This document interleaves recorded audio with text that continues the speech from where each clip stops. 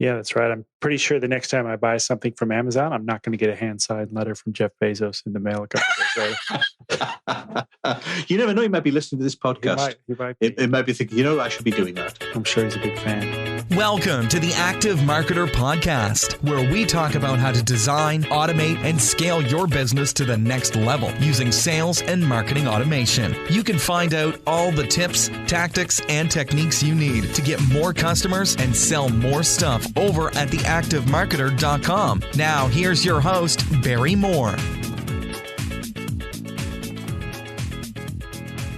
Hello, listener, and welcome to the Active Marketer Podcast, the podcast where we talk all about sales, funnels, and marketing automation. And this week, we're going to talk about something near and dear to my heart, the onboarding sequence. I think it's one of the most crucial and one of the most important automations you can have in your business for a number of reasons, which we'll get into in the show. But I'm always keen to talk about how we craft the very best onboarding sequence for our new customers, people who have decided they wanted to part with their hard-earned cash to buy our products or service. We want to make sure that we look after them as best as we possibly can. So today, we're going to talk all about onboarding sequences with Ian Brodie. Ian works with consultants and coaches. It helps them get more clients. He's been named one of the top 50 global thought leaders in marketing and sales. And his book, Email Persuasion, has been the #1 book on email marketing on Amazon for over a year. So who better to talk to about onboarding sequences than Ian Brodie? So let's jump into this week's episode on how to craft a great onboarding sequence. All right, so I'd like to welcome to the show Ian Brodie. Ian, welcome. Hey, great to be here. So how are things on your side of the world today? It's still the morning over here, Barry, but it's looking like it's going to be a relatively sunny day, which is a miracle for Manchester. Yes, it is. All right. Well, Ian, I got you on the show for a couple of reasons. One is because, you put out some great content around coaching and how to get more clients and how to get more customers. But one of your recent kind of videos was about onboarding, and I'm a big freak about getting your onboarding right. You want to look after those customers that have already bought from you for a number of reasons. So I thought we'd get you on the show to talk about some elements of a successful onboarding sequence or an onboarding campaign, what to put in, what to leave out, how long it should be, all those kind of great things. So first of all, when you're thinking about putting together an onboarding campaign for either a product or a service, is there much of a difference between how you would approach those two things?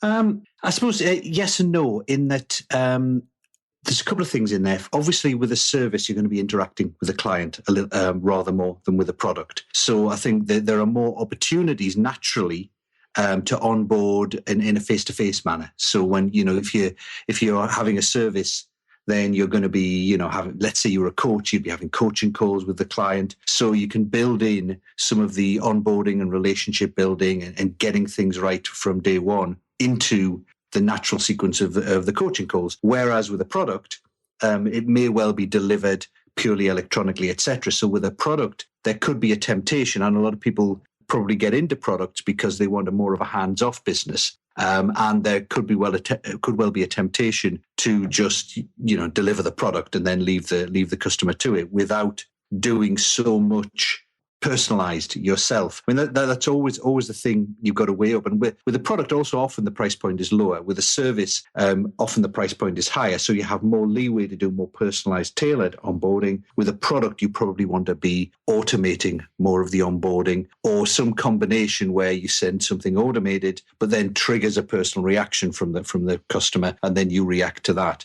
So there's kind of all sorts of variables in there. But largely with a service, there's probably more you're going to do. And there are more opportunities to do it. So you have to work a little bit harder with the product, I think. Yeah, and I think especially product-based people seem to be so focused on traffic and conversions and getting new customers through the door, they often kind of forget about the ones that they've got. Once the cash register rings, that kind of tends to be when they forget about it and move on to foraging for the next customer. Yeah, I think it's one of the interesting things about subscription models of products that are perhaps changing that. Obviously, if you sell someone $1,000 product, then the money's in the door. As long as they're not refunding, in theory, you kind of move on to the next one and focus on them. But with a subscription-based model, like a membership site, obviously, if you stop doing great stuff for that client or customer, they stop paying. So there's almost as we switch towards more subscription models, as the software world's going with software as a service, I've certainly found with the software I've bought, you're getting better service from people on an ongoing basis when it's software as a service, because they know if they stop giving that to you, you stop paying. So although you might look at software and think, well, I'd much rather pay a certain amount up front and never have to pay again than pay monthly. I've moved towards a model where I much prefer paying monthly because I know I'm just going to get more from it. And I think we're seeing that in the product world as well, where in terms of information products. Whereas if you're paying monthly for a membership, I think you get more from it simply because there's more incentive for the marketer behind it to keep doing great stuff for you. Yeah, that's a really good point. It really is, you as the marketer really keeps you honest and keeps you focused on the ball as far as retaining those customers and exceeding their expectations so that they don't leave you or they don't churn, as the phrase certainly goes. Does. I think there's another little nugget of gold there we kind of glossed over in the fact that marketing automation maybe kind of sometimes gets a bad rap because it's got the word automation in there, which can be seem cold and impersonal to a lot of people. But you brought up a good point there, is that you can use marketing automation to automate the human touch points. You might set up some triggers to alert you yourself or your support staff to reach out and welcome a customer personally, or send them a card, or send them something in the mail. So the automation isn't simply just pumping out emails to people behind the scenes, but also triggering those points in your business where it's in your best interest to get out there and get in front of the customer in a personal manner as well. So I didn't want to gloss over that because it's quite an important point that a lot of people seem to miss out on. Yeah, I mean, I think that is one of my background is, as you said earlier, is with service-based businesses. And that's one of the differences that I think service businesses can take advantage of. I think product businesses can as well, especially when you've got a higher price point. But certainly with a service-based business, rather than seeing, if you were Amazon, I guess, then you're pumping out emails, and the last thing you want people to do is to actually reply to you and interact with you.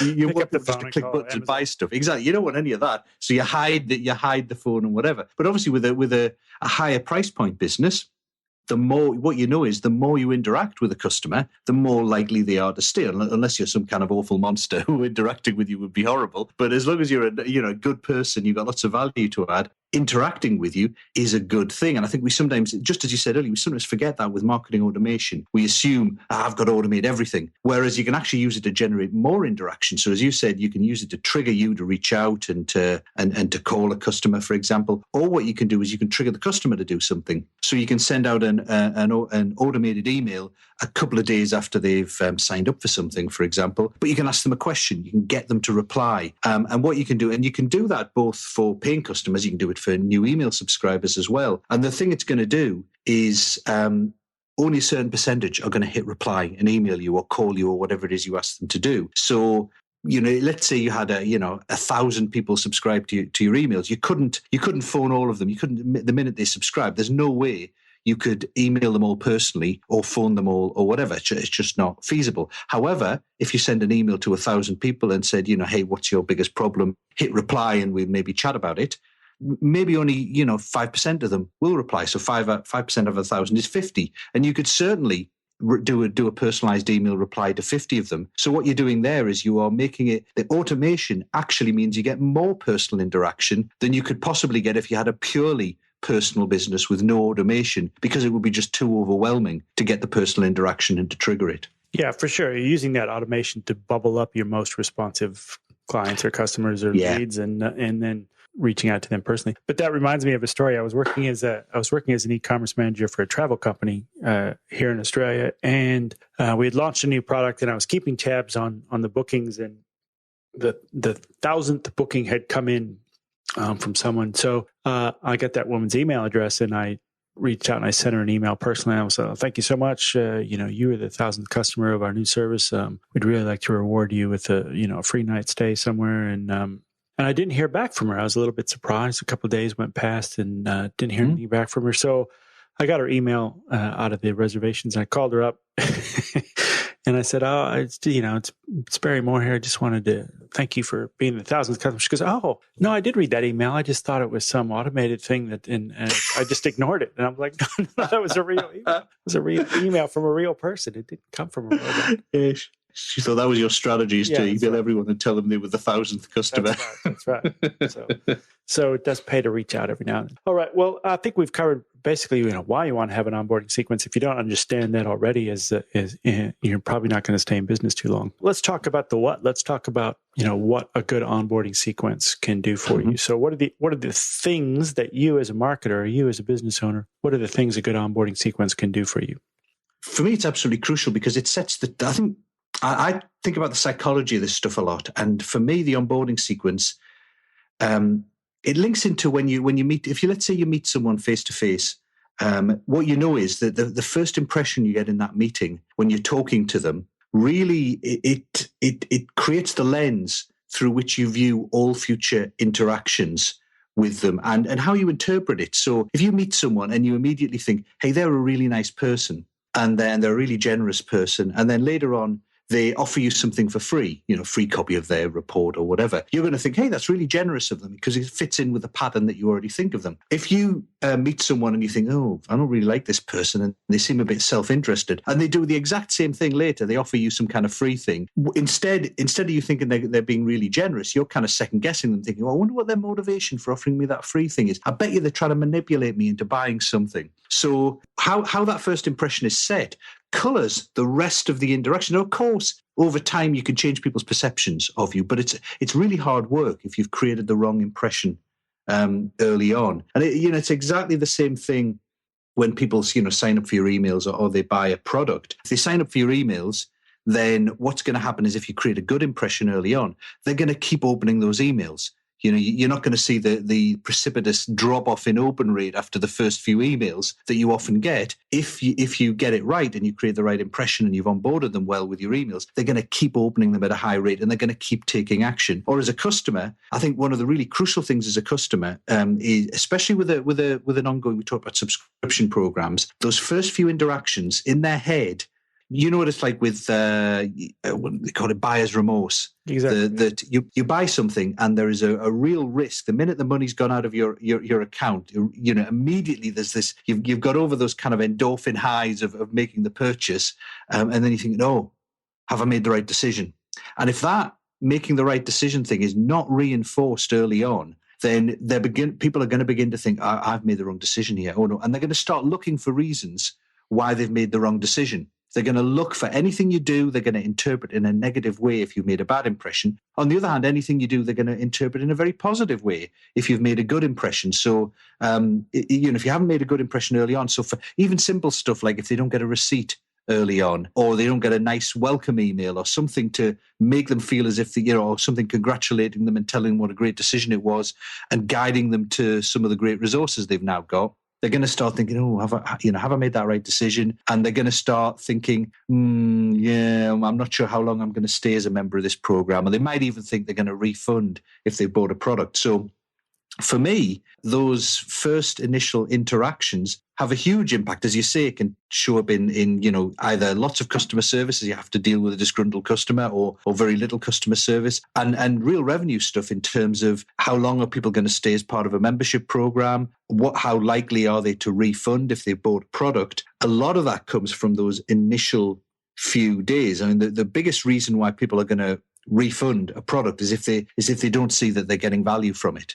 And value is going to, and a lot of times we all know this, people will buy something and they just won't use it. Yeah. It'll sit on a shelf. So if you don't encourage and get them to start using the product, they're probably not going to see value from it. Now, it depends on their own psychology. Some people might think, well, it looked really good. It's my fault. I haven't used it. I won't refund it. But on the other hand, you've got that kind of, and there are some people who refund anyway, but you've got that bulk of people in between who will keep hold of the product and keep using it if they're getting value from it.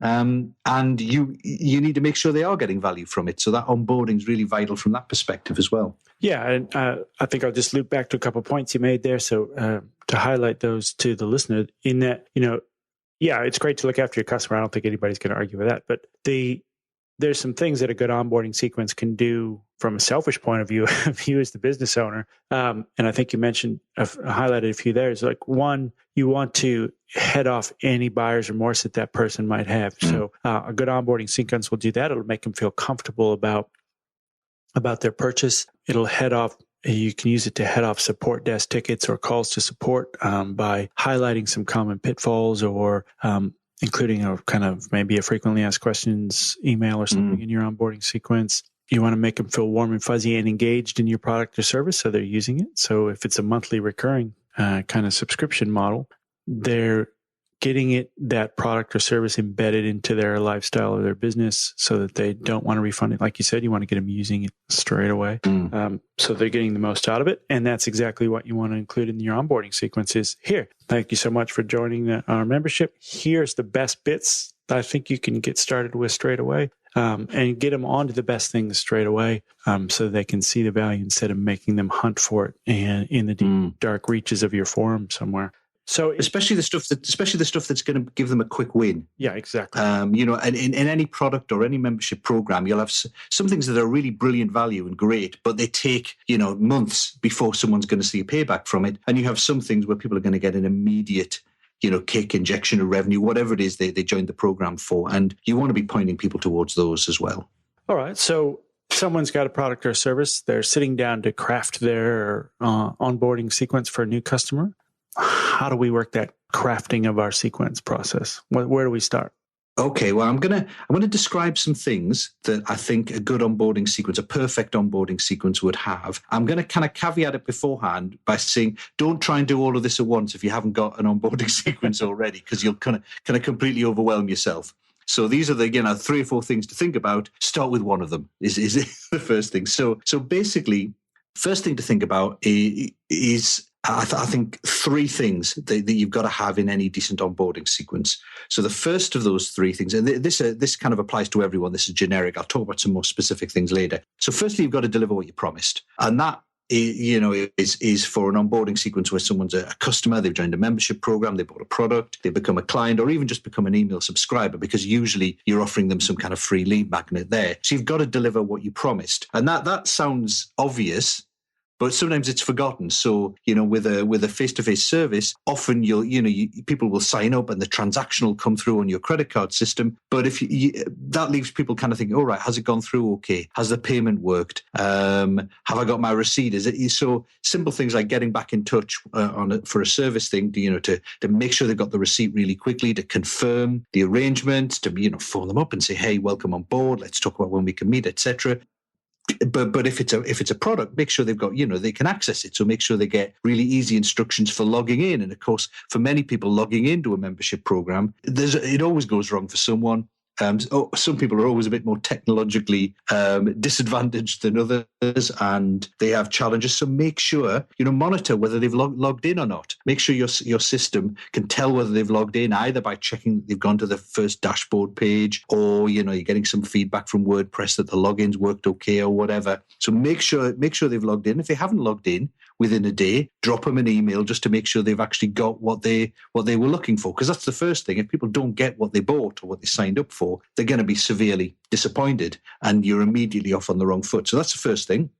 Deliver what you said. The second thing is you want to be looking to build more of a personal relationship with people. Now, obviously, that's going to happen in a service when you interact with them and you deliver that service. But I think you also want to be doing that with a product or even just an email subscriber, because it's that personal relationship that binds them to you over and above the pure transaction of, is this product any good or not? And, on a positive sense, if they really feel close to you, they think you're on their side, they really like you, that can get them more benefits.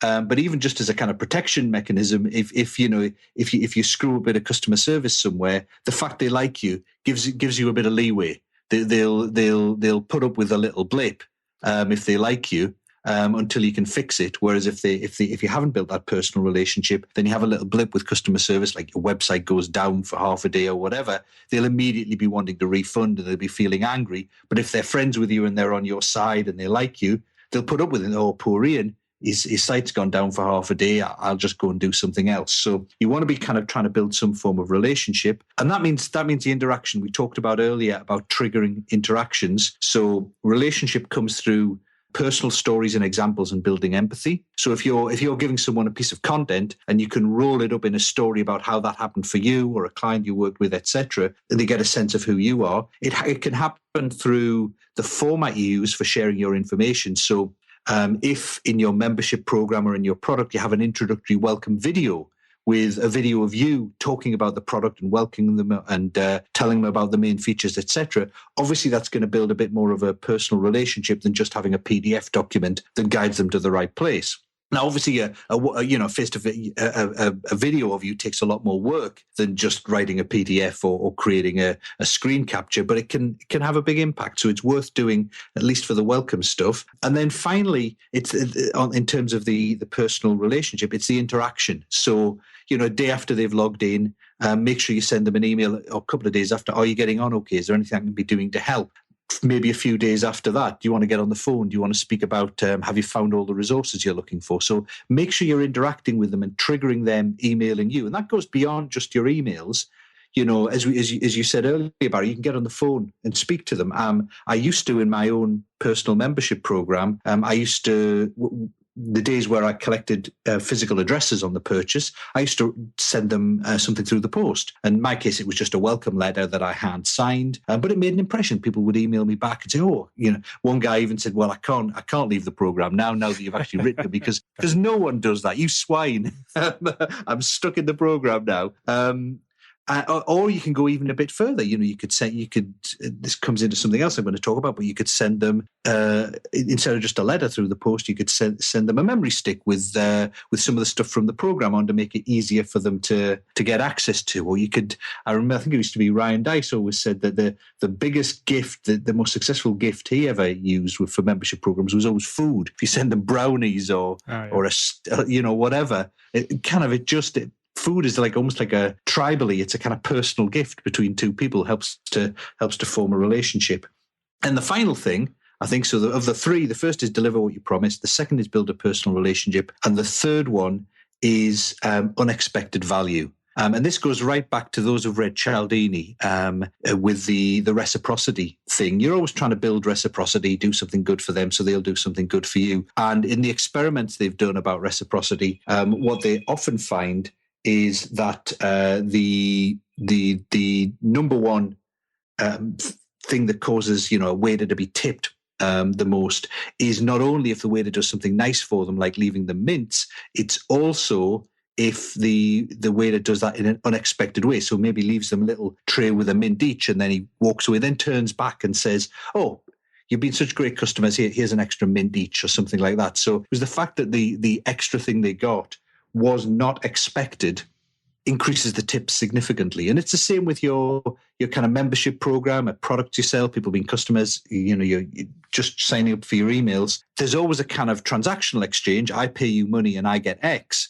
But if they then get something they didn't expect, like a sort of bonus video training or something special for them, and if they're just signing up for your emails and they got a free lead magnet PDF, if you send them a little video version of it later, whatever it might be, something they didn't expect is going to really make them think, hey, I've signed up for the right thing here. I am really in a good place and I'm going to stay for as long as possible, as opposed to, okay, well, I got what I paid for, and they're beginning to mentally check out.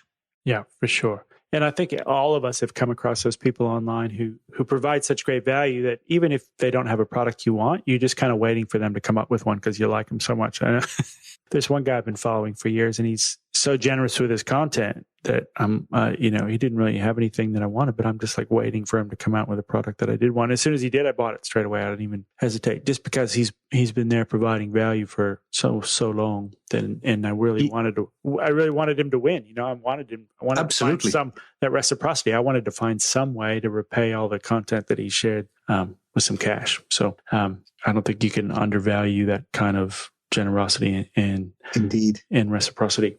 All right. So just to review that, deliver what you said, build a personal relationship, and provide some unexpected value. And there's another point you touched on there was sending people some real physical email. And I've heard other marketers refer to that as lumpy mail. So if you can send them something that isn't just a letter, something that's a bit lumpy, like, oh, what's in there? They open it up, and that goes a long way to cementing that relationship as well. And it's a little bit ironic, isn't it? That everybody used to look forward to getting emails back in the day, and now nobody gets post mail. We've come full circle and started using email automation to send people letters in the post. So I guess that leads into another question: is how long do you typically run these onboarding sequences for? So where's that fine line between providing that value to somebody and annoying the hell out of them with too much information? Yeah, I think with onboarding sequences, because they're all about giving good stuff to people, I think you could in theory go for quite a long time. But going back to that thing about it being the first impression that counts. So if it's an onboarding sequence for someone who's become an email subscriber, I think the first few, the first half a dozen messages, the first few days are really the crucial period. With a membership program or a product, I think it's a bit longer. They've automatically got a bigger tie to you. They've paid some money. There's more of an expectation they'll get more, and that it lasts for a bit longer. So I'd usually say, certainly for a new product, probably at least a couple of weeks. So what I think of when people join my own membership program, for example, is obviously the minute they join up, they get their receipt and they get a welcome email that kind of describes what it is they're going to be getting, points them in certain directions. As soon as I can after that, I'll record them a personal video. So I will, obviously it depends on the price point of your product. For a $7 ebook, you're not going to record a personal video, but mine's a $97 a month program. So it's certainly worth me. If that personal video gets someone to stay for an extra month as a member, it's certainly worth doing. But I think it's just a nice touch anyway. So I'll record a personal video, get that to them usually sometime within the first couple of days. And then I plug that into the system. I use Active Campaign. So I just kind of plug that in there and it gets automatically sent out. In parallel with that, I've got are you getting on okay email that goes out just to make sure they're getting value from it. Then a couple of days after that, I have another way of getting value from the program, which talks about the personal interaction and tries to encourage them to ask me questions. And probably about a week after that, they'll get another email from me about the free marketing critiques they get as for being a member of the program. And what I would also advise doing especially if it's a membership program or a subscription, look at the drop-off points of members. So if you're finding that you're losing members after 30 days because the first payment's coming, make sure you're delivering a lot of value and you've got some kind of interaction just before that 30-day period. So that kind of gets them over that hump. If you find you've got another, big drop-off period, 90 days in, then make sure you've got something around that. So it's probably less around length in total with a membership program and more around when are the key drop-off points where you need to be making sure your relationship is at its highest. So obviously, if it was 180 days you were losing members, you wouldn't want to do something in the first few days and then never speak to them again and then try and revitalize the relationship after 180 days. But what you are doing is, as well as keeping regularly in touch, you're putting a special effort in just before that drop-off point that you've picked up from your data. Yeah, good point. So I guess that's the real point of all this marketing automation is that it's built around your customer's behavior. So there is no one-size-fits-all solution to this stuff. You really have to know your customer avatar, as you said. What are the results they're trying to get out of your product or your service? What's the best way for those to get those results, and then where are they dropping off, so you can kind of head off that churn and keep them in the tribe, so to speak. Excellent. Yeah, I think there's a nice combination there. You're absolutely right with the customer avatar. You can feed a lot of that into your early emails because early on in your emails, you don't necessarily know a lot about people other than the fact they've signed up. So you're working kind of on your avatar. And I like to, if it's email and they haven't, email subscribers and they haven't bought anything yet, then what I'm thinking about is what do they need to know and feel in order to be ready to buy? And I'm trying to build some of those factors into the emails. If they've already bought, then maybe you're thinking, what do they need to know and feel to be ready to go to the next level or to make sure that they stay on and they're very happy, with their purchase. So you're basing a lot of the early transactions on your avatar. Later on, you can do a lot more of your emails can be more behaviorally driven, either generally, so lots of people drop off after 90 days, let's do something there, or individually, this person seems to be, and you can get, increasingly with marketing automation, if you're using a system like Active Campaign, for example, you can tell what pages people are visiting on your site and what they're doing. Or if you're using tools like Intercom, that can interact with what people are doing on the system, and you can be generating messages that appear in kind of chat boxes and things like that. But you're basing it on what people are doing. Are they consuming? Because if they're not consuming your content, if all of a sudden they've stopped using the membership site, that's a pretty surefire sign that shortly afterwards they're going to quit. if they're not using it anymore, and unless the price is so low that they don't even notice the payments going out. But normally, if people stop using the site or the system, they're going to leave a membership program. So you can pick that up and you can start doing a kind of an "Are you okay?" email, or "Is there anything I can help with?" You can offer to guide them through some stuff. Maybe they've got a particular challenge. And of course, you've also got surveys and things you can do. So I always do an exit survey if people ever leave the membership program. Not that that's ever a great idea for them to leave my program, of course, but some do, believe it or not.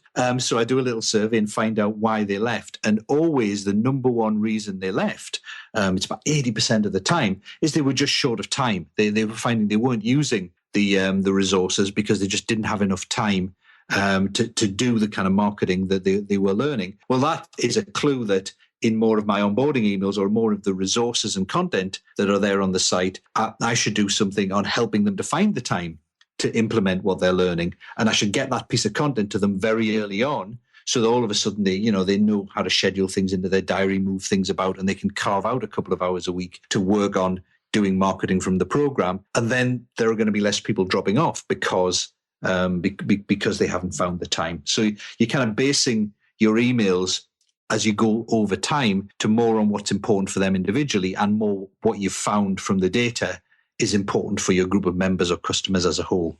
Yeah, super important information there that, if you can find out why they're leaving, as you said, you can tweak your program or even come up with, new products, maybe done for you services around the things that are the hardest to implement so that they can trade money for time instead of having to leave altogether. Yeah, and you could also use, while you were just talking there, I was just thinking about some of the ways you could actually track that inactivity inside a membership site. So, for example, you could have some sort of inactivity campaign set up or inactivity sequence set up inside your marketing automation platform to check those people who haven't visited any pages for a certain number of days and then reach out to them, or maybe even use lead scoring in advance where someone who has a really low lead score, using lead score in reverse rather, someone who has a really low lead score, reach out to those people who haven't opened or clicked or engaged with your content and try and bring them back into the fold. Yeah, it's all part of the power of kind of a more advanced approach to email marketing or marketing automation. And obviously you need the tools underneath to be able to do that. But, increasingly those are available to people at an affordable price for the masses, without having to be a mega corporation to be able to do that. And the nice thing is the mega corporations tend not to. So there's a bit of an edge that some of us smaller businesses can have if we put the effort into getting that engagement and getting that onboarding right. We can have customers who stay with us longer and buy more from us than people who are kind of banging out a one-size-fits-all program and never doing anything on top of it. Yeah, that's right. I'm pretty sure the next time I buy something from Amazon, I'm not going to get a hand-signed letter from Jeff Bezos in the mail a couple of days later. You never know. He might be listening to this podcast. He might be. It might be thinking, I should be doing that. I'm sure he's a big fan.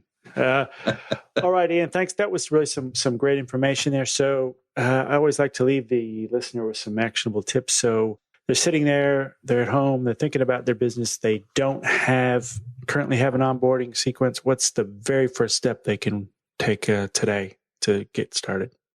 I would just do a couple of things. Firstly, obviously, resolve to create an onboarding sequence. That's right. Make sure you have your customer avatar developed and drawn up so you know what it is that would persuade them to do what it is you're looking to do. So as a customer, to retain them as a customer, to not refund. So what would make a great impression on them? And then think about what unexpected value can I deliver? Fantastic.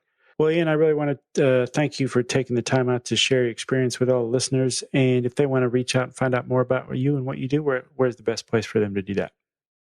A couple of places. You can find my main stuff at www.ianbrodie.com and just go there, read the stuff on the blog, sign up for the emails. Obviously, you can witness my email subscriber onboarding process in play there. Or I have a site for my book, Email Persuasion. People can go to www.emailpersuasion.com. There's a whole bunch of kind of free video training about email marketing generally there.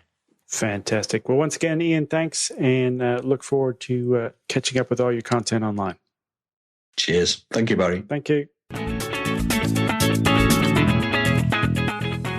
I'd like to thank Ian for coming on and spending his time with us today. And I'd also like to thank you, listener, for spending your time here at the Active Marketer Podcast. If you'd like to get the show notes and the links for everything we talked about in this episode, head over to theactivemarketer.com/onboarding. And while you're there, leave us a comment down below the show notes. Tell us about the best onboarding sequence you've seen, or tell us about some of the things that you're using to great success in your onboarding sequences. So we'll see you next week.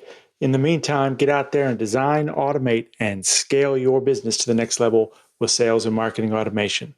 See you, everybody. Thanks for listening to the Active Marketer Podcast. You can find the show notes and all the latest marketing automation news over at theactivemarketer.com.